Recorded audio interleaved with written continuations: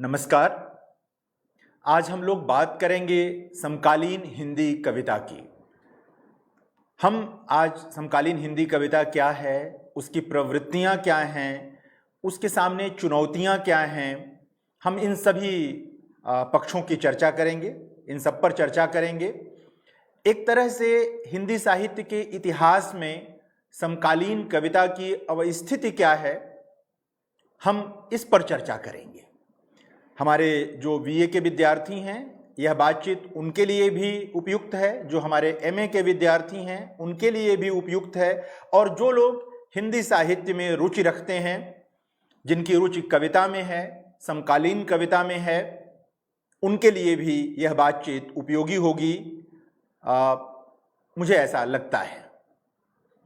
तो मित्रों, सबसे पहले तो यही कि हिंदी कविता पर अगर हम बातचीत करें और समकालीन कविता पर बात करें तो जरूरी यह है कि हम विकास यात्रा पर बात कर लें जरा, कि हिंदी कविता की जब विकास यात्रा पर हम बात करेंगे तो हम आदिकाल और मध्यकाल का बस संदर्भ ले रहे हैं कि आदिकाल है, भक्तिकाल है, रीतिकाल है, उसके बाद जो आधुनिक काल आता है भारतेंदु युग की कविता ब्रजभाषा की कविता है।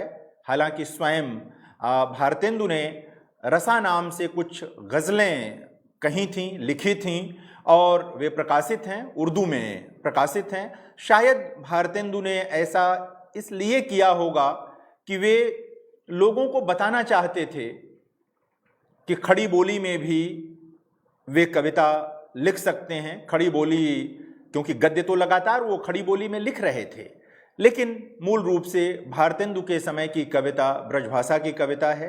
द्विवेदी युग आता है और हिंदी में खड़ी बोली, जिसे आज हम हिंदी कहते हैं, हिंदी जिसमें मैं अभी बोल रहा हूं, जिसमें आप बातचीत करते हैं, अपने सभी पाठ्यक्रम, गद्य हो, गद्य की सभी विधाओं के जो पाठ्यक्रम हैं आप जिनमें पढ़ते हैं, उस हिंदी में कविता का लेखन द्विवेदी युग में शुरू हुआ। यानी 20वीं शताब्दी के बिल्कुल आरंभिक दिनों से, वर्षों से उसकी शुरुआत हुई।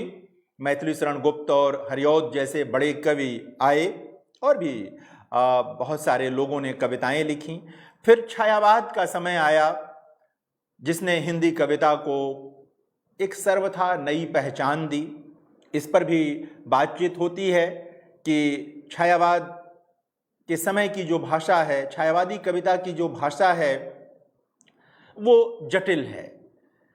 ये सवाल अक्सर इसलिए भी आता है कि जिन दिनों छायावाद की कविता लिखी जा रही थी, उन्हीं दिनों प्रेमचंद अपना गद्य लिख रहे थे, और वो बिल्कुल आम जनता की भाषा में लिख रहे थे। आज भी जब आप प्रेमचंद को पढ़ते हैं तो आपको किसी शब्दकोश की आवश्यकता नहीं पड़ती है, लेकिन जब हम कविता की बात करते हैं तो हमें साहित्य के विद्यार्थी के तौर पर यह मानना चाहिए, मानना होगा कि छायावाद के कवि जब आए तो हिंदी कविता की कुल उम्र, हिंदी कविता जब मैं कह रहा हूं तो खड़ी बोली हिंदी कविता मैं कह रहा हूं, तो खड़ी बोली हिंदी कविता की कुल उम्र 15-17 वर्ष की थी। ऐसे समय में जब पंत आते हैं, प्रसाद आते हैं, निराला आते हैं, फिर महादेवी जी आती हैं, राम कुमार वर्मा आते हैं, और भी बहुत सारे लोग आते हैं, तो उनके सामने यह चुनौती थी कि वे हिंदी कविता के लिए एक ऐसी भाषा विकसित करें जिस भाषा के साथ हिंदी कविता भारत की दूसरी भाषाओं की कविता के समक्ष और दुनिया की दूसरी भाषाओं की कविता के समक्ष खड़ी हो सके। और यह प्रयास किया उन्होंने, और बहुत प्रभावशाली ढंग से किया। प्रथम रश्मिका आना रंगिणी तूने कैसे पहचाना, पंत जब लेकर आते हैं तो आप देखें कितना अंतर हो जाता है। मैथिली शरण गुप्त की भारती की भाषा को देखें और प्रथम रश्मि कविता की भाषा को देखें, दोनों के भावबोध को देखें, अंतर समझ में आएगा। भारत भारती का बड़ा महत्व है राष्ट्रीयता के संदर्भ में, राष्ट्र की मुक्ति के संदर्भ में वो एक महान कविता है, और हिंदी कविता के विकास में भी भारत भारती का असंदिग्ध योगदान है। यह अकारण नहीं है कि अज्ञेय मैथिली शरण गुप्त को अपने गुरु की तरह देखते थे, अपना गुरु मानते थे। जो लोग मैथिली शरण गुप्त की कविता को बहुत हल्की कविता समझते हैं, जो लोग सोचते हैं कि वहाँ बहुत गहराई नहीं है, उन्हें इस पर विचार करना चाहिए कि अज्ञेय जैसा आधुनिक मन, अज्ञेय जैसा शब्द शिल्पी, अज्ञेय जैसा गहरे भावों में उतरने वाला कवि और कथाकार मैथिली शरण गुप्त के प्रति नतमस्तक है। मेरा निवेदन है कि मैथिली शरण गुप्त की कविता को आप ऐसे हटा कर न देखें, बहुत गहराई के साथ उसे पढ़ें, वहाँ जाएं।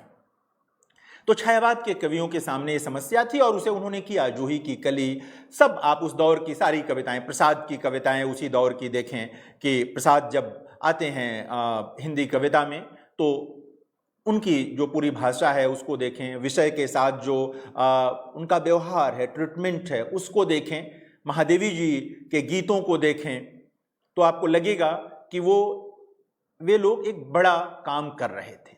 एक सवाल कई बार इसका उठता है, मैं समकालीन कविता पर आऊँ इसलिए पृष्ठभूमि जरूरी है।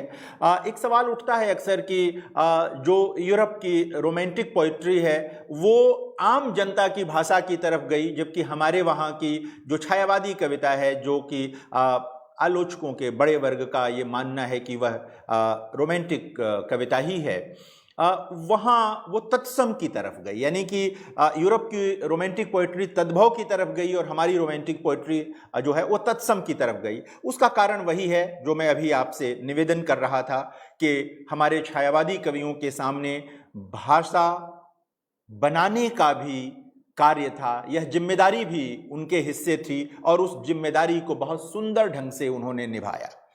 जिन कवियों को बाद में बड़ा जीवन मिला, निराला और पंत को, उन लोगों ने बाद में आम जनता की भाषा में भी कविता की। महादेवी वर्मा ने बाद में गद्य लिखा, कविताएं उन्होंने लिखनी बंद कर दी थीं, ये उनका अपना निर्णय था, लेकिन जितना लिखा उतने के आधार पर भी वे महान कवित्री हैं। उनका योगदान अक्षुण्य है, उसको विस्मृत नहीं किया जा सकता है। छायावाद के बाद सामान्यतः जब आप पढ़ते हैं तो आपको ये छायावादोत्तर शब्द का प्रयोग करते हैं कुछ इतिहासकार, और जब छायावादोत्तर कहते हैं तो कुछ लोग उसमें एक किनारे से लिखते चले जाते हैं। कुछ लोग विद्यार्थियों के लिए पढ़ने पढ़ाने की सुविधा के लिए प्रगतिवाद उसका भी वर्गीकरण करते हैं कि प्रगतिवाद का दौर आता है, प्रयोगवाद का दौर आता है, प्रगतिशील कविता का भी एक दौर उसमें देखा जाता है। इसी के साथ साथ यह नहीं भूलना चाहिए कि जिस समय प्रगतिवाद का दौर चल रहा था, हरिवंश राय बच्चन आते हैं एक नई धारा लेकर, मधुशाला लेकर, इतिहास में उसे हालावाद के नाम से भी अभिहित किया गया है। इसे भी विद्यार्थी के तौर पर याद रखना चाहिए। और हरिवंश राय बच्चन के योगदान को सिर्फ इतने में न समझिए कि एक नई प्रवृत्ति का उद्घाटन किया उन्होंने, उसकी शुरुआत की उन्होंने। हरिवंश राय बच्चन की कविता के सामाजिक सांस्कृतिक निहितार्थ बहुत गहरे हैं, हमें उस पर भी विचार करना चाहिए। हरिवंश राय बच्चन एक ऐसे कवि हैं जिन्होंने छायावाद की अलौकिकता को लौकिक बनाया। छायावाद में जो प्रेम कविताएं हैं वो अलौकिक सत्ता को समर्पित हैं। पंत बच्चन का एक बड़ा योगदान है कि बच्चन ने उसे लौकिक बनाया। इस पार प्रिय तुम हो मधु है, उस पार न जाने क्या होगा, या इसीलिए मैं खड़ा रहा कि तुम मुझे पुकार लो। तो हरिवंश राय बच्चन का एक बड़ा योगदान है हिंदी कविता को लौकिक धरातल पर लाने का, वो बड़ा काम किया था बच्चन जी ने। तो इसको भी हमें अपने जहन में रखना चाहिए, हमें अपनी स्मृति में रखना चाहिए, विस्मृत नहीं करना चाहिए इसे, कि ये सारी चीज़ें निकलती चली आती हैं। नई कविता का दौर आता है प्रयोगवाद के बाद, और नई कविता के बाद के समय को इतिहासकार अलग अलग ढंग से देखते हैं। कुछ लोग साठोत्तरी कविता कह करके सब एक में समेट देते हैं, कुछ लोग साठोत्तरी के भीतर भी विभाजन करते हैं और उसमें अकविता, जनवादी कविता, कई तरह विचार कविता, कई तरह के आंदोलन छोटे छोटे चले जिनका कोई बड़ा मतलब, कोई आप देखें इतिहास की दृष्टि से देखें तो कोई बड़ा मतलब नहीं निकलता है। साठोत्तरी हिंदी कविता को आलोचकों ने और इतिहासकारों ने समकालीन कविता भी कहा है। तो मोटे तौर पर अगर आप समकालीन कविता के जब पाठ्यक्रम पढ़ते हैं तो वो प्रयोगवाद से उसका आरंभ हो जाता है, यानी प्रयोगवाद और नई कविता के कवि भी उसमें आ जाते हैं। लेकिन कई बार प्रयोगवाद और नई कविता की कविताओं को अलग करके भी चीजें आती हैं और 60 के बाद की कविता, 1960 के बाद की कविता समकालीन कविता के दायरे में आती है। तो ये एक बात तो बहुत स्पष्ट होनी चाहिए। हालांकि इस पर अक्सर प्रश्न उठता रहता है कि समकालीन कविता का दायरा कितना बड़ा होगा। दरअसल इसको भी समझने की जरूरत है कि समकालीन का अर्थ आप क्या लेते हैं। जब हिंदी साहित्य के इतिहास में आप हैं और आप वहां पर इतिहास पढ़ रहे हैं तो वहां पर समकालीन का अर्थ आज का नहीं होगा, सांप्रतिक नहीं होगा उसका अर्थ वहां पर। और एक जब हम समकालीन कह रहे हैं तो इसका यह भी मतलब नहीं समझ लेना चाहिए कि वहां एक जैसी ही प्रवृत्तियां काम कर रही हैं, ऐसा नहीं है। एक चीज और भी मैं पीछे प्रसंग बस ले आऊंगा उसको। जब नई कविता की बात करें तो वहां पर एक और धारा है जिसे नवगीत की धारा कहते हैं, उसे भी हमें स्मृति में रखना चाहिए। कविता एक तरह से दो धाराओं में चली गई, एक वह कविता जो मुक्त छंद में आ गई और एक वह कविता जो अपने छंद में रही, गीत के साथ रही। तो नवगीत की भी एक धारा आई। मैं अभी जब प्रवृत्तियों पर चर्चा करूंगा तो मैं उसकी भी बात करूंगा। तो समकालीन का अर्थ सांप्रतिक नहीं है, आज का नहीं है। यह एक बृहत्तर पद है, इसको इसी रूप में समझने की कोशिश करें। क्योंकि जब आप समकालीन कविता कहते हैं तो आपको एक साथ याद रखना होगा कि इस अवधि में, यानी सन 1960 से आज तक की अवधि में एक साथ भारत में तमाम तरह के राजनीतिक, सामाजिक, सांस्कृतिक और आर्थिक परिवर्तन हुए हैं, कई तरह के आंदोलन हुए हैं। इन सब का प्रभाव हिंदी कविता पर पड़ा है और इसीलिए कई बार कुछ लोग अपनी सुविधा के लिए समकालीन कविता को दशकों में बांट कर पढ़ते हैं। मुझे लगता है कि यह एक अत्यंत सरलीकृत ढंग है पढ़ने और पढ़ाने का।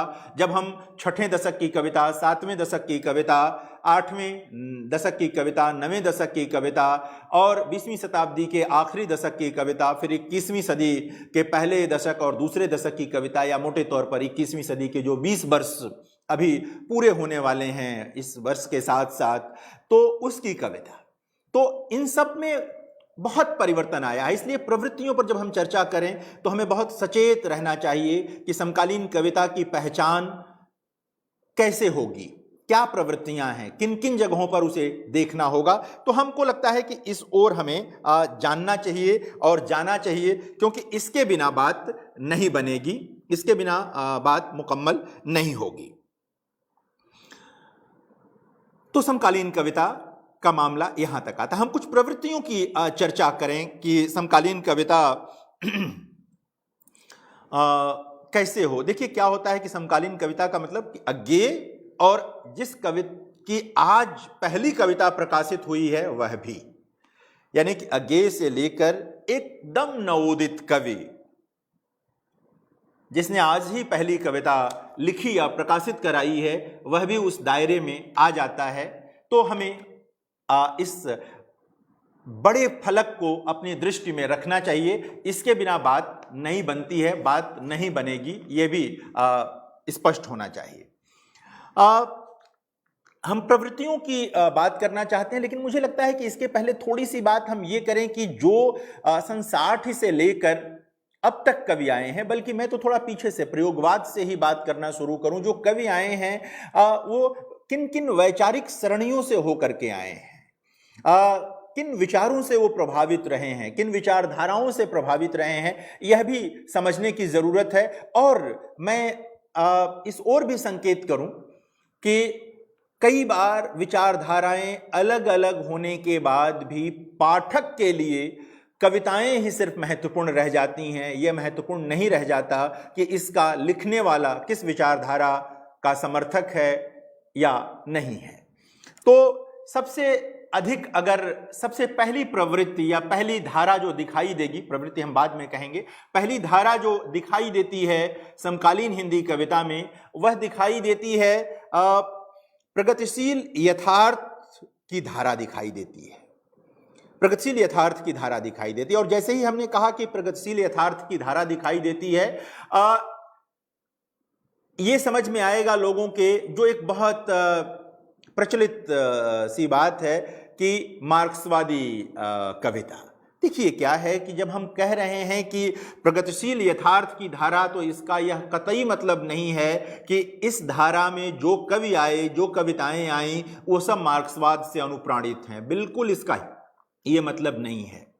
हम साहित्य के विद्यार्थी हैं, हमें चीजों को बहुत साफ साफ अलगा कर देखना चाहिए, तभी बात स्पष्ट होती है।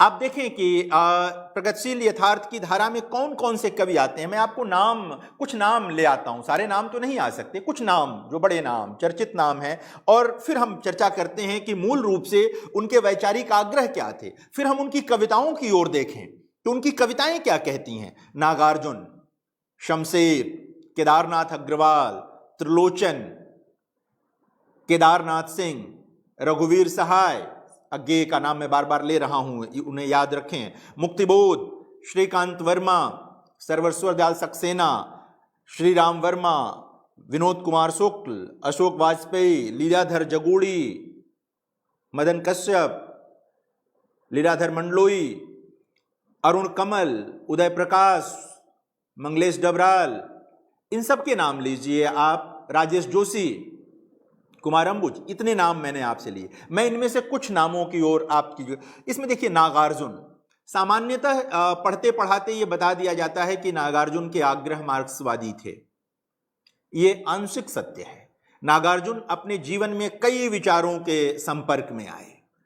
कभी वो बौद्ध हुए, कभी वो जहां पैदा हुए थे हिंदू परिवार में, सनातन धर्म में, बौद्ध हुए, मार्क्सवाद की ओर भी आए। बीच में जयप्रकाश नारायण का जब आंदोलन आया, जो कि एक तरह से समाजवादी आंदोलन कहना चाहिए, क्योंकि जयप्रकाश नारायण बहुत स्पष्ट ढंग से समाजवादी थे, तो उनके साथ भी गए। लेकिन जब नागार्जुन की कविता आती है तो उस कविता का जो मूल स्वर है वो वंचना के विरुद्ध है, यानी प्रगतिशील धारा के भीतर आती है। शमशेर बहादुर सिंह अपने को मार्क्सवादी कहते थे, इसमें कोई दो राय नहीं, उनकी कविता है। केदारनाथ अग्रवाल के साथ भी ये चीज लगी है।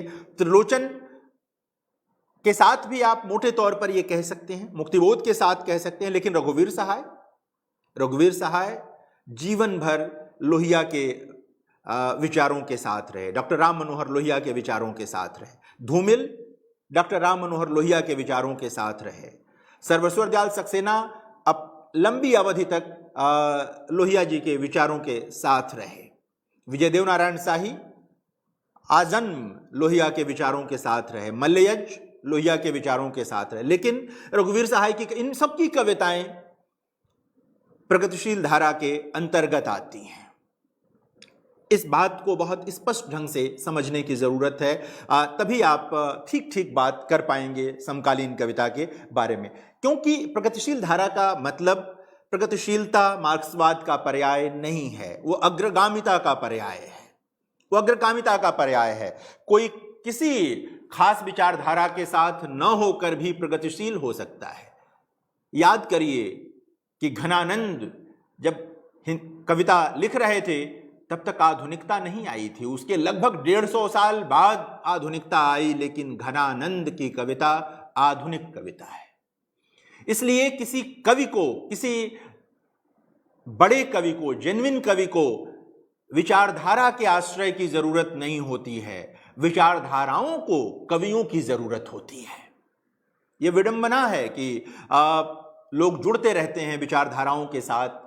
मैं उस ओर नहीं जाना चाहता, लेकिन मैं ये कहना चाहता हूं कि कविता के आधार पर कवि का मूल्यांकन होना चाहिए, और सब चीज़ें गौड़ हैं और सब चीज़ें किनारे चली जाती हैं। तो ये एक महत्वपूर्ण चीज़ है कि जो बड़ी धारा है समकालीन हिंदी कविता के भीतर, वह धारा प्रगतिशील यथार्थ की धारा है। प्रगतिशील माने वंचितों के पक्ष में जो धारा है, जो शोषण के विरुद्ध धारा है, जो सामाजिक सांस्कृतिक एकता की धारा है, जो सामाजिक सांस्कृतिक रूप से भारतीय समाज को अग्रगामी बनाने वाली धारा है, जो इस महान राष्ट्र को विकसित रूप में देखने वाला विचार है। मैं कविता के आधार पर कह रहा हूं, कविता के आधार पर यह चीज निकल कर आनी चाहिए, न कि किसी खास विचारधारा के आधार पर। इनमें कई लोग अलग अलग आते, आगे आरंभ में मार्क्सवादी रहते हैं, धीरे धीरे बदल जाते हैं, और जो भारतीय जीवन है उसमें उनकी गहरी आस्था व्यक्त होती है। केदारनाथ सिंह के वहां यही चीज है। सबको देखिए, ये चीजें आपको दिखनी होंगी। एक चीज आपको याद रखना होगा कि जिसे हम प्रगतिशील यथार्थ की धारा कह रहे हैं, मार्क्सवादियों और परिमलवादियों में, यानी मार्क्सवादियों और लोहियावादियों में वैचारिक संघर्ष चाहे जैसा रहा हो, लेकिन यह सही है कि परिमल के साथ जुड़े कवियों, धर्मवीर भारती की कविता भी प्रगतिशील यथार्थ की ही कविता है। शाही जी का नाम लिया मैंने, मलयज का नाम लिया, श्रीकांत वर्मा का नाम लिया मैंने, इन सब की कविता वो प्रगतिशील नहीं हुआ कि पहले के कवि समाप्त हो गए या उन्होंने लिखना बंद कर दिया। तार सप्तक के कवि भी सक्रिय रहे इस अवधि में। भारत भूषण अग्रवाल भी कविता लिख रहे हैं। मुक्तिबोध का निधन 1960 के बाद जल्दी हो गया, लेकिन और सबको, नेमी जी भी कविता लिखते रहे, तमाम जिन तार सप्तक के कवियों को याद, अज्ञे स्वयं लिखते रहे, तो ये सारे कवि सक्रिय रहे। यहां तक कि समकालीन कविता के दायरे पर विचार करते हुए हमें नहीं विस्मृत करना चाहिए कि स्वाधीनता आंदोलन के दौर में भी सक्रिय कुछ कवि इस अवधि में लिखते रहे। लेकिन जब हम समकालीन कविता की बात कर रहे हैं तो मोटे तौर पर हम उन कवियों की कविताओं के आधार पर ये चर्चा कर रहे हैं या करते हैं जो ठीक आज़ादी के बाद आते हैं या 60 के बाद जिनके लेखन का प्रकाशन होने लगता है। रघुवीर साहब का पहले होने लगता है, केदार जी का पहले होने लगता है, लेकिन व्यापक पहचान इन सब की 60 के बाद की ही है, बनती है। दूसरे और तीसरे सप्तक में आने का प्रसंग है, लेकिन उसके बाद कुंवर नारायण का नाम आप याद कर सकते हैं, जो उस रूप से किसी खास विचारधारा के आग्रही नहीं रहे, लेकिन उनकी कविता वही करती है जो प्रगतिशील धारा के अंतर्गत आने वाले दूसरे कवियों की कविता करती है और रहती है। मैं कह रहा था कि नवगीत का भी एक मामला है, उनको हमें विस्मृत नहीं करना चाहिए। नवगीत का आंदोलन नई कविता के समानांतर चला। इस पर बहस है कि नवगीत नाम किसने दिया, डॉक्टर राजेंद्र प्रसाद सिंह का नाम लिया जाता है, लेकिन ये सही है कि नवगीत को बड़े पैमाने पर प्रचारित और प्रसारित करने का काम डॉक्टर शंभुनाथ सिंह ने किया। समय की शिला पर मधुर चित्र कितने, किसी ने बनाए किसी ने मिटाए, किसी ने लिखी आंसुओं से कहानी, किसी ने कहा है 2 बूंद पानी। उनका बहुत चर्चित गीत है ये।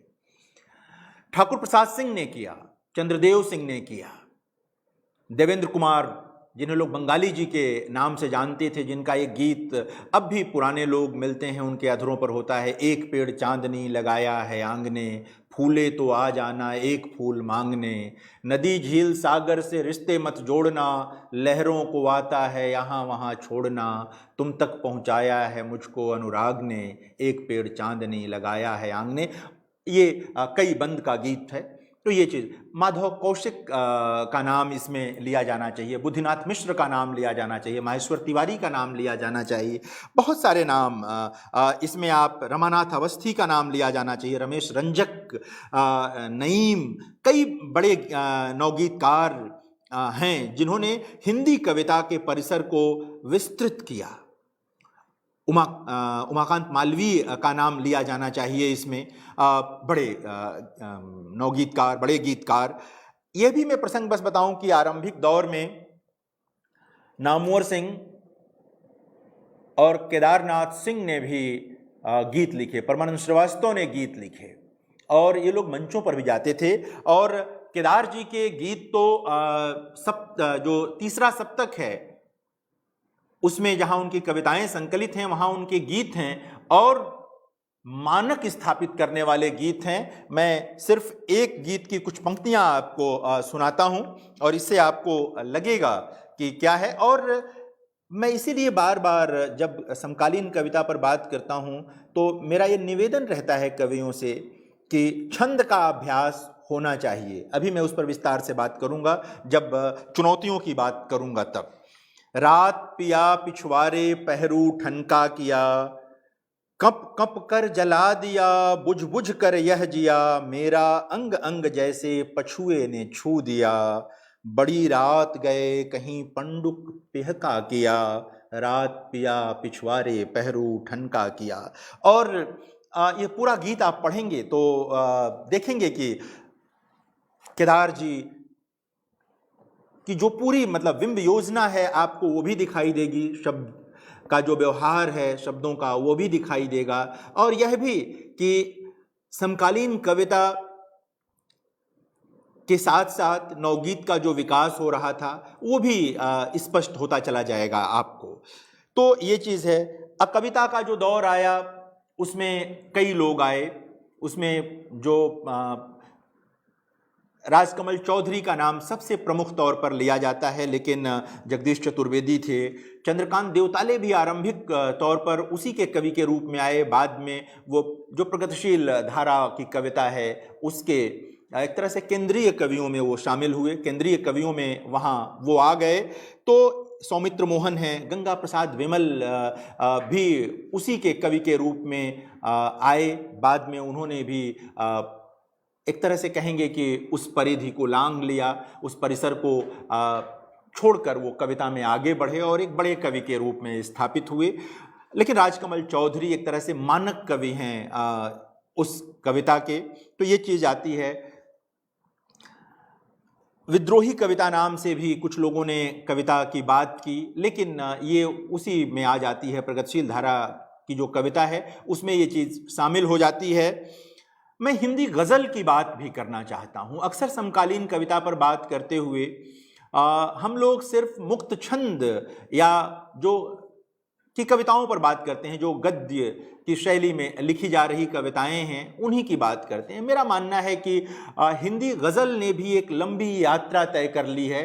समकालीन कविता पर बात करते हुए, विशेष तौर पर इतिहास की दृष्टि से बात करते हुए, हमें हिंदी गज़ल पर भी बात करनी चाहिए, उसको भी जानना चाहिए। और याद रखना चाहिए कि महाकवि निराला ने भी गज़लें कही हैं, शमशेर बहादुर सिंह ने गज़लें कही हैं, त्रिलोचन ने गज़लें कही हैं, दुष्यंत कुमार को तो लोग साए में धूप बहुत लोगों की पसंदीदा किताब है और बार बार दुष्यंत के शेर तमाम अवसरों पर लोग उद्धृत करते रहते हैं। तो दुष्यंत कुमार, सूर्यभान गुप्त, अदम गोंडवी, वली सिंह चीमा, गोपाल दास नीरज, कुंवर बेचैन का नाम आता है। बाद का दौर यानी पिछले करीब 30-40 साल में जिन लोगों ने गज़ल को, हिंदी गज़ल को बड़ा फलक दिया, उसमें माधव कौशिक का नाम महत्वपूर्ण है। महेश अष्ट की सिर्फ एक किताब प्रकाशित है, एक संग्रह प्रकाशित है, लेकिन वो एक तरह से मानक गज़लें हैं, उनको पढ़ना चाहिए। वशिष्ठ अनूप की गज़लें हैं, नरेंद्र कुमार हैं, लक्ष्मी शंकर वाजपेयी हैं, बहुत सारे लोग हैं, मैं सबका नाम नहीं ले सकता मैं। और इन गज़लों में भी वो सारी प्रवृत्तियां दिखाई देंगी जो मैं अभी कविता की बात करूंगा आगे भी, और अभी जो धारा की बात कर रहा था, यहाँ भी प्रगतिशील धारा की कविता आपको दिखाई देगी। वही चिंताएं दिखाई देंगी जो प्रगतिशील कवियों की कविता में चिंताएं दिखाई देती हैं, वो इन गज़लों में भी दिखाई देंगी, वो नवगीतों में भी दिखाई देंगी जो बाद अभी नवगीत लिखने वाले लोग हैं उनके नवगीतों से आप गुजरेंगे। तो साहित्य के विद्यार्थी के तौर पर हमारा ये दायित्व है कि जब हम कविता के इतिहास पर बात कर रहे हैं तो हम उन सभी विधाओं पर बात करें, उनके इतिहास की बात करें समकालीन कविता के दायरे में, जिन्होंने निर्णायक भूमिका निभाई है कविता के परिसर को विस्तृत करने में, या जो लगातार विकसित होती विधाएं हैं। तो नवगीत चल रही है, हिंदी गज़ल ने भी पर्याप्त विकास किया है। प्रवृत्तियां क्या हैं अब हिंदी कविता की, समकालीन हिंदी कविता की, ये जरूर आप अगर नोट कर रहे हैं तो नोट करिए, नहीं तो अपने जहन में रखिए। ये फेसबुक लाइव है, आप बार बार इस वीडियो को सुन सकते हैं, देख पाएंगे। सबसे बड़ी चीज इसमें जो पहली प्रवृत्ति है, आप एकदम आरंभ से लेकर आज तक की कविता को देखेंगे, समकालीन हिंदी कविता की, तो जनसंघर्ष की यथार्थ छवि, जो जनसंघर्ष है उसकी यथार्थ छवि पेश करने की कोशिश की है समकालीन हिंदी कविता ने। अब आप मुक्तिबोध की कविता को याद करेंगे, आप बहुत सारी चीजें, अंधेरे में कविता को पढ़ते जाइए और इस प्रवृत्ति को देखिए, चीजें स्पष्ट होती चली जाएंगी। रघुवीर सहाय की कविता, आत्महत्या के विरुद्ध की कविताएं पढ़िए, या हंसो हंसो जल्दी हंसो की कविताएं पढ़िए, आप देखिए। आप केदारनाथ सिंह की कविता अभी बिल्कुल अभी पढ़िए, या जमीन पक रही है पढ़िए, या अकाल में सारस या उसके बाद की कविताएं पढ़िए, आपको ये जनसंघर्ष की यथार्थ छवि दिखाई देगी। सर्वेश्वर दयाल सक्सेना की कविताएं पढ़िए, कुआनो नदी पढ़िए, कोई इस तरह श्रीकांत वर्मा की कविता पढ़िए, आपको ये चीज दिखाई देगी बहुत स्पष्ट ढंग से। ये चीजें बाद के कवियों को भी, जिनको मैं कह रहा था कि दशकों में पढ़ के देखते हैं, बार बार वो शब्द भी आता है, अरुण कमल को, राजेश जोशी को, मंगलेश डबराल को, उदय प्रकाश को, इन सबको पढ़िए तो भी आपको ये प्रवृत्ति, जनसंघर्ष की यथार्थ छवि की जो प्रवृत्ति है वो दिखाई देगी। जन सामान्य के आत्मविश्वास में गहरी आस्था दिखाई देगी। ये भी एक प्रवृत्ति है कि जन सामान्य के भीतर जो आत्मविश्वास होता है वो, आप केदारनाथ अग्रवाल की कविताओं को याद करिए, आप त्रिलोचन की कविताओं को याद करिए, आप नागार्जुन की कविताओं को याद करिए। आप देखें कि किस तरह ये लोग उन लोगों को कविता के केंद्र में लेकर के आते हैं जिन लोगों पर पहले विचार नहीं होता था, नहीं आती थी। वो नायक हैं कविता के, वो लोग कविता के नायक हैं जिनके बारे में लोग सोच नहीं सकते थे। सिर्फ किसान नहीं, मजदूर नायक, ऐसे लोग मतलब जो हर तरह से हतभाग्य कहे जा सकते हैं, जो वंचना के शिकार हैं हर तरह से, वे लोग इन कविताओं में नायकत्व प्राप्त करते हैं और विश्वास, उनके भीतर का जो विश्वास है, एक तरह से कविता उनको रेखांकित करती है। तो यह एक प्रवृत्ति जो जन सामान्य के आत्मविश्वास की प्रवृत्ति है, वो समकालीन कविता की एक दूसरी महत्वपूर्ण प्रवृत्ति है। आप उर्वर प्रदेश अरुण कमल की जो कविता है उसको याद करें, उदय प्रकाश की कविताएं हैं, उनके पहले दूसरे संग्रह की कविताओं को याद करें, बाद की कविताओं को भी, मैं चूंकि प्रवृत्तियों के निर्धारण की बात कर रहा हूं इसलिए उनको देखें। राजेश जोशी की कविताओं को देखें, मंगलेश डबराल की, पंकज सिंह की कविताओं को देखें, आपको ये सारी चीजें दिखाई देंगी।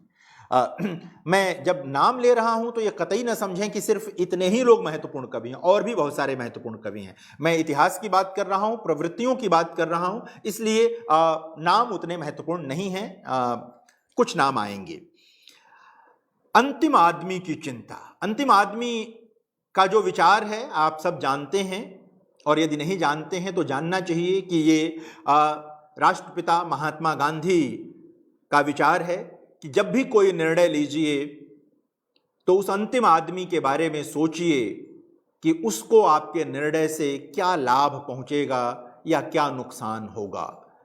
हिंदी कविता की ये बड़ी उपलब्धि है और यह एक प्रवृत्ति भी है कि उसके केंद्र में, बल्कि सबसे अगर आप कहें तो प्राथमिक प्रवृत्ति यही है हिंदी कविता की। भले ही ये कवि गांधी जी के विचारों से बहुत दूर तक सहमत न हों या उनके साथ न गए हों, आग्रह सबके होते हैं अलग अलग जीवन में, राजनीतिक और भी सामाजिक भी, तो लेकिन यह एक बड़ी बात है कि गांधी जी की चिंता समकालीन हिंदी कविता के हर ईमानदार कवि की मूल चिंता है, अंतिम आदमी की चिंता। तो यह एक बड़ी प्रवृत्ति है जिसे रेखांकित किया जाना आवश्यक है, देखा जाना आवश्यक है। आत्मालोचन की प्रवृत्ति बहुत महत्वपूर्ण है हिंदी कविता में। ये एक मुख्य प्रवृत्ति के रूप में आई कि कवियों ने सिर्फ दूसरों की बात नहीं की, अपनी बात भी की, आत्मालोचन किया, अपनी कैथारसिस भी की है अपनी कविताओं में। यह एक आत्मालोचन की जो वृत्ति है, और जब ये आत्मालोचन की वृत्ति कविता में आती है तो ये पाठकों में भी प्रवेश कर जाती है। जैसे ही कोई पाठक आत्मालोचन केंद्रित कोई कविता पढ़ता या पढ़ती है, वह आत्मालोचना की प्रवृत्ति उसके भीतर प्रवेश कर जाती है और इस प्रकार उसका फलक बड़ा हो जाता है। मैं आत्मालोचना के उदाहरण के तौर पर एक बहुत महत्वपूर्ण कविता है, प्रार्थना शीर्षक कविता है विजयदेव नारायण शाही की, जिन्हें मूल रूप से आप में से अधिकांश लोग आलोचक के रूप में जानते हैं कि नई कविता के जो सिद्धांतकार लोग थे उनमें से एक थे विजयदेव नारायण शाही। भी अंग्रेजी के प्रोफेसर थे, हिंदी में लिखते थे, डॉक्टर राम मनोहर लोहिया के राजनीतिक और सामाजिक विचारों के साथ थे, उसके आग्रही थे। उन्होंने बहुत अच्छी कविताएं भी लिखी हैं। उनकी एक कविता है प्रार्थना, और ये प्रार्थना जो उन्होंने की है वो गुरु कबीर दास के लिए की है, उन्हीं के सामने है। इसका आत्मालोचना के उदाहरण के तौर पर मैं सिर्फ कुछ पंक्तियां पढ़ता हूं इस कविता की। परम गुरु दो तो ऐसी विनम्रता दो कि अंतहीन सहानुभूति की वाणी बोल सकूं। परम गुरु दो तो ऐसी विनम्रता दो कि अंतहीन सहानुभूति की वाणी बोल सकूं, और यह अंतहीन सहानुभूति पाखंड न लगे। दो तो ऐसा कलेजा दो कि अपमान, महत्वाकांक्षा और भूख की गांठों में मरोड़े हुए उन लोगों का माथा सहला सकूं और इसका डर न लगे फिर कोई हाथ ही काट जाएगा, कि फिर कोई हाथ ही काट जाएगा। यह जो कविता है यह आत्मालोचन के बिना संभव नहीं है। यह प्रार्थना, देखिए जो महान प्रार्थनाएं हैं वो सूरदास के द्वारा लिखी गई हों, कबीरदास के द्वारा लिखी गई हों, तुलसीदास के द्वारा लिखी गई हों, या मैं जब विजयदेव नारायण शाही की बात कर रहा हूं, इनके द्वारा, आप देखेंगे कि महान प्रार्थनाओं का जो मूल स्वर है वो आत्मालोचन का स्वर है, आत्मालोचन का स्वर है। ये कविताएं, अगर कविता शब्द कहना चाहें प्रार्थनाओं को, कि जो कि हैं ही वो, ये मतलब सिर्फ याचना की कविताएं नहीं हैं, ये आत्मालोचन की कविताएं हैं, ये मनुष्यता के विवेक की कविताएं हैं। इनमें गहरा विवेक जागृत दिखाई देगा आपको, चाहे भक्ति काल की प्रार्थनाएं देखें आप महाकवियों की, या विजयदेव नारायण शाही की इस कविता को देखें। तो मैं प्रसंग बस इसका जिक्र करना चाहता था, लाना चाहता था, ताकि आप प्रवृत्तियों पर जब बात करें तो ये चीज आपके सामने स्पष्ट होनी चाहिए, एकदम साफ होनी चाहिए। एक चीज और भी आई कि इन कवियों ने जो आधुनिकता के प्रचलित प्रतिमान थे उनको चुनौती दी, एक तरह से उनको किनारे कर दिया और नए प्रतिमान गढ़े, ऐसे प्रतिमान जो आम जनता के बीच उनके जीवन से निकलने वाले प्रतिमान थे। उन प्रतिमानों को एक तरह से हिंदी कविता में केंद्रीयता प्राप्त होने लगी, और ये नई कविता, ये समकालीन कविता की एक प्रमुख विशेषता है, मुख्य विशेषता है। राजनीतिक संदर्भ बहुत आए समकालीन कविता की एक विषय। देखिए, राजनीतिक संदर्भ उस कालखंड की कविताओं में भी आता है जिसको हम छायावाद कह रहे थे। आप ढूंढेंगे तो वहां भी राजनीतिक संदर्भ है, प्रगतिवादी कविता में भी है। औपनिवेशिक सत्ता के साथ जो एक संघर्ष था भारतीय मन का, भारतीय जन का, वो वहां स्पष्ट होता है। आजादी के बाद की कविताओं में, खासकर समकालीन कविता में भी राजनीतिक स्वर है, और वो कई तरह का स्वर है। मैं उसके उदाहरण के तौर पर दो नाम, एक तो धूमिल को याद करिए आप, धूमिल की कविताओं में राजनीतिक स्वर दिखाई देगा। उस समय जो राजनीति थी, फिर नेहरूवियन मॉडल हम लोग साहित्य में पढ़ते पढ़ाते हैं, नेहरूवियन मॉडल की असफलता, तमाम तरह की जो हताशा निराशा थी उसकी जो शब्दावली नई कविता में आती है। उसके बाद का समय आता है, राजनीति बदलती है। धूमिल की कविताओं को देखें, रघुवीर सहाय की कविताओं को देखें, या बाद में श्रीकांत वर्मा की कविताओं को देखें, जो स्वयं राजनेता थे, राज्यसभा में थे, लेकिन मगध जैसा काव्य लिखा उन्होंने। और एक कवि ही कर सकता है, ये कवि की ही ईमानदारी हो सकती है कि वो चाहे जहां भी हो, लेकिन जब कंठ खोलता है, जब पेन उठाता है और ईमानदार है वो, तो सत्य कहता है। श्रीकांत वर्मा उस दौर में सत्ता में रहते हुए भी मगध लिखते हैं और कहते हैं कि कौशल अधिक दिनों तक नहीं चल सकता, कौशल में विचारों की कमी है, कौशल में विचारों की कमी है। और भी बहुत सारी पंक्तियां उसमें वो देख पाते हैं कि जो सत्ता का मत और तमाम तरह की चीजें हैं वो देख और दिखा पाए उस कविता में। तो राजनीतिक संदर्भ आते हैं, और राजनीतिक संदर्भ के भी कई प्रसंग हैं। कहीं आक्रामकता है, धूमिल की कविताओं में आपको दिखाई देगी। कहीं इस तरह का विवेक है जो श्रीकांत वर्मा की कविताओं में आपको दिखाई देगा।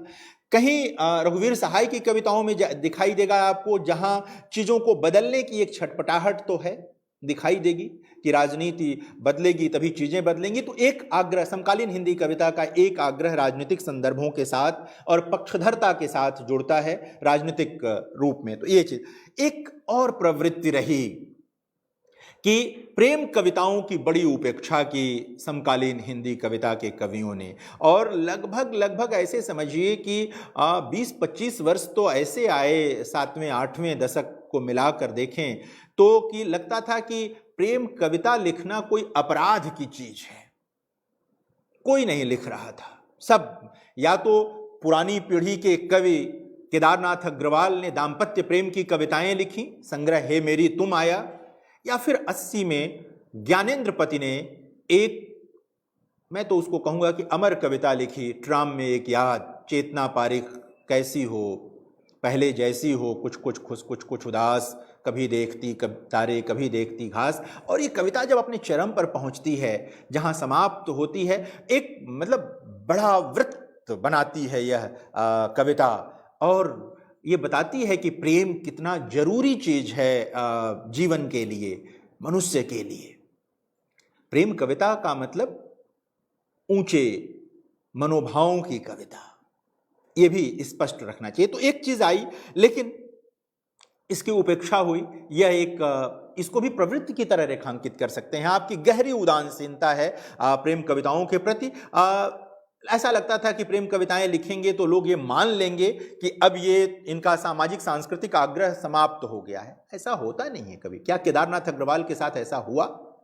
नहीं हुआ। क्या शमशेर बहादुर सिंह के साथ ऐसा हुआ? शमशेर के वहां महान प्रेम कविताएं हैं, आप देखें।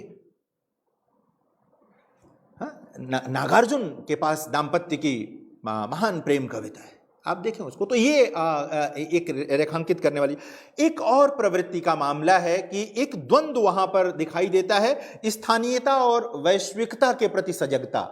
यानी कि ये जो नई कविता के बाद जो समकालीन कविता का पूरा दौर आता है, इसके कवि जो ऐसे कवि हैं जिनके आधार पर प्रवृत्तियों का रेखांकन हो सकता है, या होगा, या हुआ है, या मैं भी बात कर रहा हूं, उनको देखेंगे तो स्थानीयता के प्रति गहरा आग्रह उन कवियों में दिखाई देता है।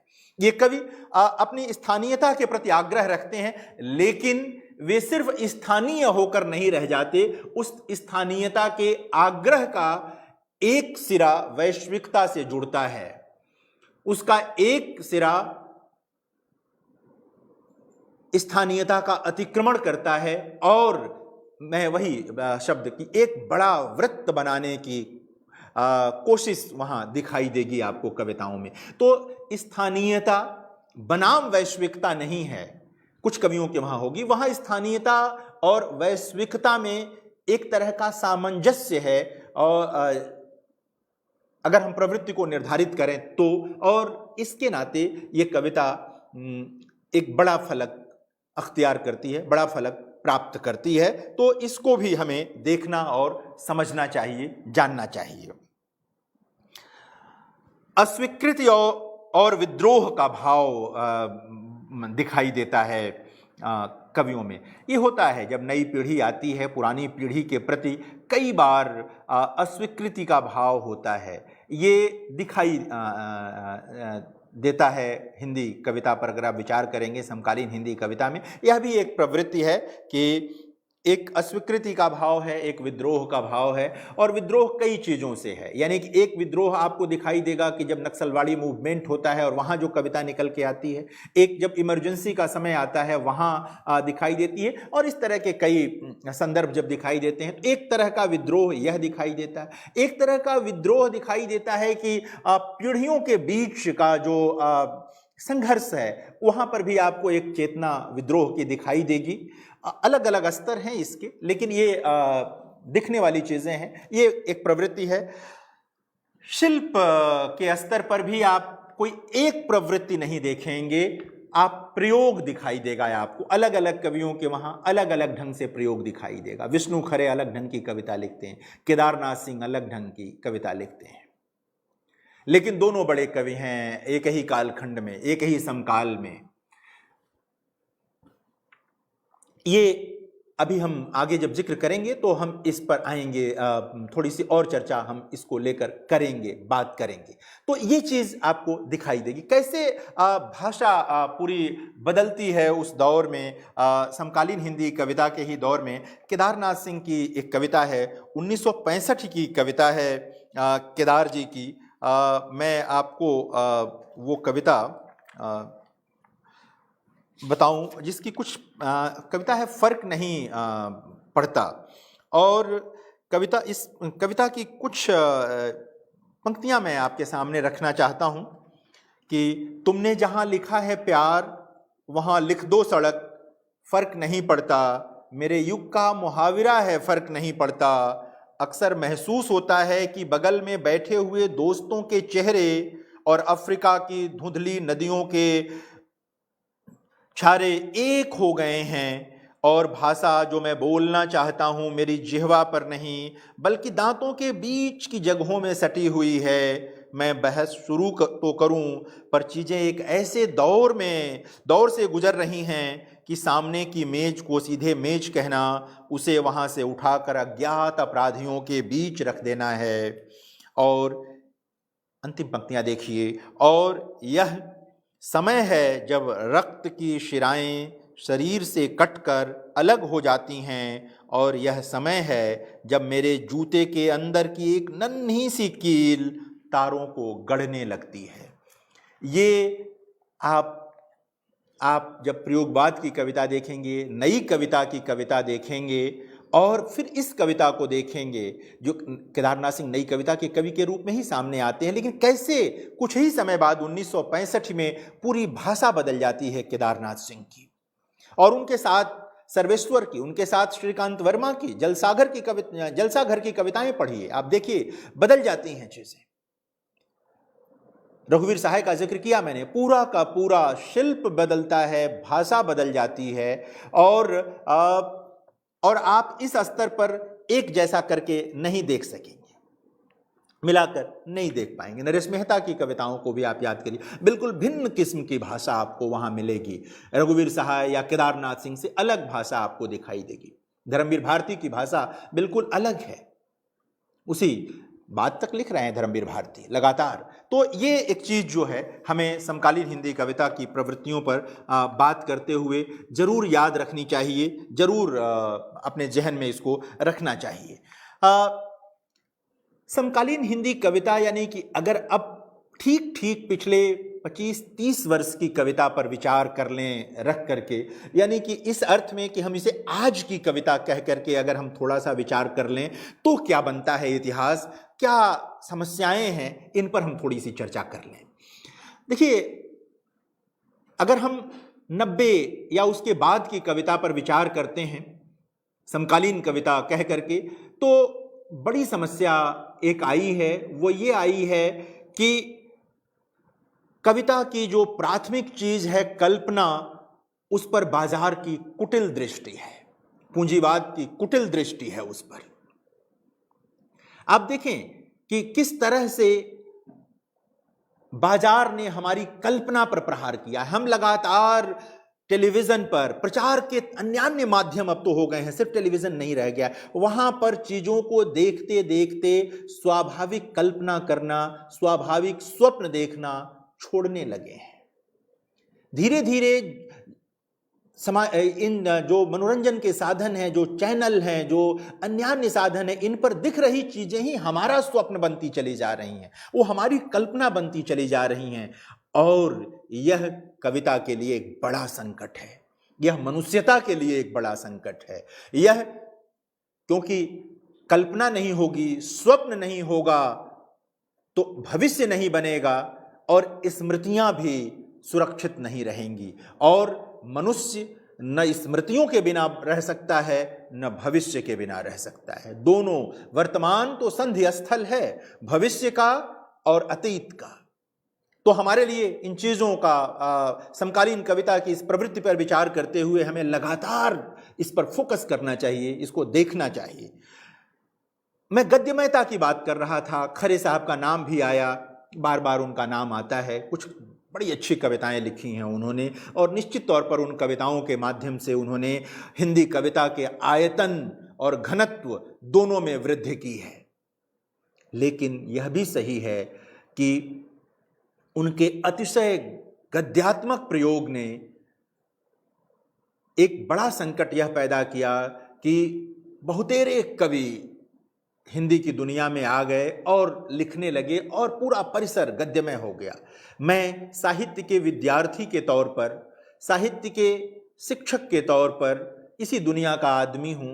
मेरा ये निवेदन है, मेरा ये कहना है कि कविता के गद्य में कविता लिखी जाए, इसमें कोई दिक्कत नहीं, पूरी दुनिया में लिखी जा रही है। लेकिन कविता के गद्य को कहानी के गद्य से, निबंध के गद्य से, आलोचना के गद्य से अलग होना चाहिए, अन्यथा तो बात बिगड़ जाएगी। तो ये एक बड़ा सवाल है समकालीन हिंदी कविता के सामने, ये चुनौती है, एक संकट है, और इसको हमें विचार करना चाहिए, इसको हमें देखना चाहिए। संप्रेषणीयता का एक बड़ा प्रश्न है कि समकालीन हिंदी कविता विचारों से, महान विचारों से भरी हुई है। उसमें वो मैं पीछे जो चिंताएं कर रहा था, आखिरी आदमी की चिंता है उसमें, अंतिम आदमी की चिंता जिस सघन ढंग से वहां है, कहीं अन्यत्र नहीं दिखाई देगी। लेकिन यह सही है कि वह चिंता पाठकों तक नहीं पहुंच पा रही है, श्रोताओं तक नहीं पहुंच पा रही है। इस पर हमें विचार करना चाहिए, विचार करना चाहिए। ये सही है कि आज सुनने वाली कविता पढ़ने लायक नहीं रह गई है, अधिकांश सुनने वाली कविता पढ़ने लायक नहीं रह गई है, और जो पढ़ने वाली कविता है उनमें से अधिकांश सुनने लायक नहीं रह गई है। एक बड़ा फर्क आ गया है, जबकि होना यह चाहिए कि जो कविता सुनी जा सके वो पढ़ने पर भी उतना ही आनंद दे, और जो कविता पढ़ने पर आनंद दे रही है वो सुनने पर भी उतना ही आनंद दे। होना यही चाहिए। हमारे पीछे जब तक इस तरह का विभाजन नहीं था तब तक तो ऐसा ही हो रहा था। प्रयोग के नाम पर ऐसे प्रयोग नहीं होने चाहिए कविता में कि सिरदर्द होने लगे और आपको आप कविता पढ़ें और आपको सिरदर्द की गोली खानी पड़े या बिक्स बाम लगाना पड़े आपको, ऐसा नहीं होना चाहिए। तो एक बड़ा संकट है समकालीन कविता के सामने। अगर समकालीन हिंदी कविता को निरंतर आगे बढ़ना है तो इस पर विचार करना होगा कि वो अपनी संप्रेषणीयता को अपनी गुणवत्ता के साथ कैसे बचाएगी, कैसे विकसित करेगी, ये इस पर ध्यान देना होगा। लोकप्रियता का प्रश्न एक बड़ा प्रश्न है, और जब मैं लोकप्रियता कह रहा हूं तो याद रखिए कि मेरा यह नहीं कहना है कि हिंदी कविता चुटकुलेबाजी में बदल जाए या आजकल मंच पर जो हो रहा है कविता के नाम पर वैसी हो जाए। लोकप्रियता का मतलब जैसे प्रेमचंद की लोकप्रियता है गद्य में कि वह लोकप्रिय भी है और उसमें विचार की गहराई भी। मैं हरिवंश राय बच्चन का जिक्र कर रहा था कि वहां गहराई भी है और लोकप्रियता भी है। निराला की कविताएं लोकप्रिय भी हैं, गहराई भी है। हमारे 20वीं शताब्दी में आधुनिक हिंदी कविता के सबसे बड़े कवि निराला। और भी तमाम कवियों को देखें, केदारनाथ सिंह की कविताएं देखें, बहुत सारी कविताएं जिह्वा पे चढ़ जाती हैं। तो ये हमें विचार करना होगा। जब हम लोकप्रियता की बात कह रहे हैं तो हम डाइल्यूट करने की बात नहीं कह रहे हैं। और समकालीन हिंदी कविता के कवियों को समकालीन हिंदी कविता को जनता के बीच जाने का उद्यम करना होगा। उसे सिर्फ लिखकर पत्रिकाओं में छपकर रह जाने से बात नहीं बनने वाली है, पाठ्यक्रमों में रहकर बात नहीं बनने वाली है। जनता में जाना होगा और शायद जनता में जाने से चीजें आसान हो जाएंगी, ज्यादा स्पष्ट होंगी, ये हमें रखना होगा। मुख्य धारा की कविता की बात हम करते हैं तो हमें याद रखना चाहिए कि समानांतर बहुत सारी धाराएं, स्त्री धारा आ गई, दलित धारा आई, आदिवासी धारा कविता में आई है विमर्शों के साथ, और मुख्य धारा कहते रहे हम। मुख्य धारा में ये होता रहा है कि मुख्य धारा की कविता में लोग अक्सर जो विचार करते रहे वो सर्वहारा को केंद्र में रखकर विचार करते रहे, वर्ग को केंद्र में रखकर विचार करते रहे, जबकि विमर्श आधारित जो कविताएं आई वो जेंडर और कास्ट डिस्कोर्स पर आ गई हैं, जाति विमर्श पर आ गई हैं। तो मुख्य धारा में ये रहा है और इसको उधर शामिल करने की ज़रूरत है। और मैं बराबर ये कहता हूं कि जब हम पढ़ें पढ़ाएं तो ओम प्रकाश वाल्मीकि दलित विमर्श के साथ आते हैं, वो बड़े दलित कवि हैं, लेकिन वो हिंदी के बड़े कवि हैं। इस रूप में भी ये चीज़ आनी चाहिए, इस रूप में भी, यानी कि समकालीन हिंदी कविता में जब हम इतिहास में बात करें तो धाराओं का जिक्र करें जैसे मैं पीछे कर रहा था, लेकिन हम एक जो मुख्य धारा है उसमें उन चीज़ों को शामिल करें, उन्हें किनारे किनारे न रखें। वो मुख्य धारा में भी उनका उतना ही हक है और हस्तक्षेप है, वहाँ लाने की ज़रूरत है। चाहे वो स्त्री कवि हों, वो आदिवासी विमर्श से निकले कवि हों, या दलित विमर्श से निकले कवि हों, या पिछड़ा विमर्श से आ रहे कवि हों, वो ये सारी चीजें वहां पर हैं, इसको हमें देखना होगा। समकालीन हिंदी कविता की कट्टरता का एक मामला रहा, रुचियों की कट्टरता का एक मामला रहा है, जिसमें नई पीढ़ी ने इस समस्या को हल किया है। अब अज्ञेय और मुक्तिबोध को पढ़ने वालों, एक साथ पढ़ने वालों की बड़ी संख्या आ गई है। मैं बार बार इस उदाहरण को देता हूं और कहता हूं, लेकिन एक लंबा समय रहा जब इन दोनों को एक तरह से आमने सामने रख करके खेमेबाजियां हो गई कि मुक्तिबोध को पसंद करने वाले या अज्ञेय को पसंद करने वाले। दोनों बड़े कवि हैं, दोनों ने हिंदी कविता के परिसर को बड़ा बनाया है, उल्लेखनीय बनाया है, विश्वस्तरीय बनाया है। हम बांटकर हिंदी कविता का इतिहास नहीं पढ़ सकते, समकालीन हिंदी कविता का इतिहास नहीं पढ़ सकते, इसलिए हमें इसको याद रखना होगा, हमें इसे देखना होगा, ये एक चीज होगा। काव्यात्मकता की जो विविधता है हमें उसकी रक्षा करनी होगी। एक तरह की कविता नहीं हो सकती, कभी भी किसी कालखंड में नहीं हुई, और अगर सिर्फ एक तरह की कविता होने लगेगी तो तालाब में बदल जाएगी, वो समुद्र में की तरह नहीं होगी। समुद्र की तरह प्रवाह लगातार बने रहना है। हमें हिंदी कविता का तालाब नहीं बनाना है, हम तो हिंदी कविता के समुद्र की बात कर रहे हैं। तो हमें इस पर विचार करने की जरूरत है, देखने की जरूरत है। समकालीन कविता में जो कवि हैं उनमें से बहुतेरे ऐसे हैं जिनको परंपरा का कोई ज्ञान ही नहीं है हिंदी कविता की। यह एक समस्या है, इस कारण भी हिंदी का कविता के सामने बहुत सारी समस्याएं आई हैं।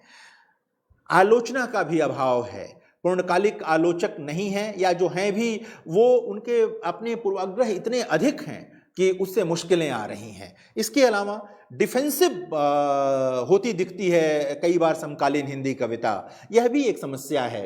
समकालीन हिंदी कविता की समस्या पर भी हमें विचार करना चाहिए, हमें देखना चाहिए, इसे रेखांकित करना चाहिए। और एक बात और मित्रों, एक तरह से इसको समझने की ज़रूरत है, एक तरह से ये आखिरी बात के तौर पर हम इसको करना चाहते हैं। बातें तो बहुत सारी हैं, हम किसी और दिन बातचीत में इस बातचीत को और आगे बढ़ाएंगे, विस्तृत करेंगे कि कविता जो है वो सीधे उत्पादन की प्रक्रिया से जुड़ी हुई चीज़ नहीं है, इसलिए बाजार की कविता में कोई रुचि नहीं है। बाजार की रुचि उन चीज़ों में होती है जो सीधे उत्पादन की प्रक्रिया से जुड़ी चीज़ें होती हैं। तो कविता तो उत्पादन से जुड़ी चीज नहीं है। कविता का सीधा प्रभाव तुरंत नहीं दिखाई देता है, वो वक्त लगता है दिखने में। कविता चित्त को पुनर्नवा करती है। वो कविता से संभव है कि कोई चीज न खरीद सकें आप, लेकिन कविता से आप मन को पुनर्नवा कर देंगे, चित्त को पुनर्नवा कर देंगे, विवेक को पुनर्नवा कर देंगे। और ये बड़ी चीजें हैं, लेकिन इनका महत्व तो बहुत देर में समझ में आता है।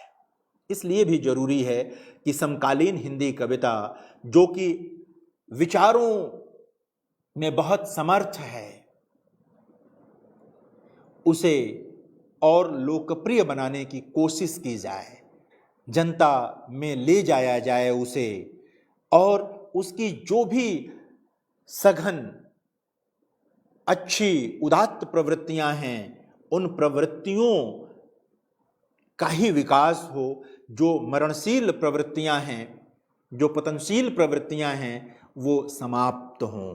चूंकि समकालीन कविता का इतिहास जब हम पढ़ा रहे हैं तो इस रूप में नहीं पढ़ा रहे हैं कि वह बीत चुकी है, हम इस रूप में पढ़ा रहे हैं कि वह आरंभ हुई थी आज से 50 साल पहले, 70 साल पहले, लेकिन अभी वो चल रही है। और चूंकि समकालीन कविता नाम से ही चल रही है, इसलिए इन चिंताओं पर भी चर्चा जरूरी है, इन चुनौतियों पर भी चर्चा जरूरी है। जो पीछे की अच्छी चीज़ें हैं हमने उनकी भी चर्चा की, जो पीछे की मुश्किलें हैं हमने उनकी भी चर्चा की, हमने हिंदी कविता में जो कुछ समस्याएं थीं उनकी भी चर्चा की, हमने विचारों की भी चर्चा की, वैचारिक आग्रहों की भी चर्चा की, और सबसे ऊपर इसकी कि कवि के आग्रह चाहे कुछ भी हों, अंततः कविता जो कहती है पाठक वही जानता है।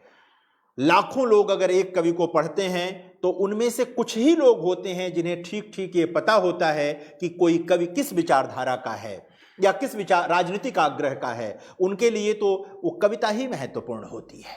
तो अंततः कविता महत्वपूर्ण है, और समकालीन हिंदी कविता का परिसर बहुत समृद्ध है हर तरह से, विषय के स्तर पर, प्रयोग के स्तर पर, और जैसा कि मैंने कहा कि उसमें नवगीत और गज़ल को शामिल करें। अब तो फिर नए सिरे से दोहे लोग लिख रहे हैं, ढेर सारे लोग, और भी कई तरह की जो